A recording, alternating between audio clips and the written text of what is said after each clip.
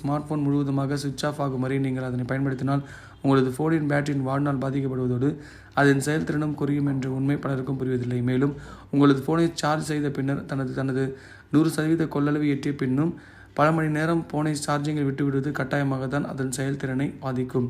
எனவே எப்போதும் தேவைக்கு அதிகமான நேரம் ஃபோனை சார்ஜில் வைத்திருப்பதை தவிர்ப்பது நல்லது. மேலும் நாம் பயன்படுத்தும் ஃபோனின் பேட்டரியானது 100% சார்ஜிங் எட்டியவுடன் அதன் சார்ஜில் இருந்து எடுத்து விடுவதை உறுதி செய்து கொள்ள வேண்டும். தேவைக்கு அதிகமான நீங்கள் ஃபோனை எவ்வளவு சார்ஜில் விடுகிறீர்களோ அந்த அளவிற்கு அதோட வாழ்நாள் குறையும். ஆனால் தற்போது வரும் நவீன ஸ்மார்ட் ஃபோன்களில் பேட்டரி முழு சார்ஜிங்கை எட்டியவுடன் தானாகவே துண்டித்துக் கொள்ளும் வசதி உள்ளதே.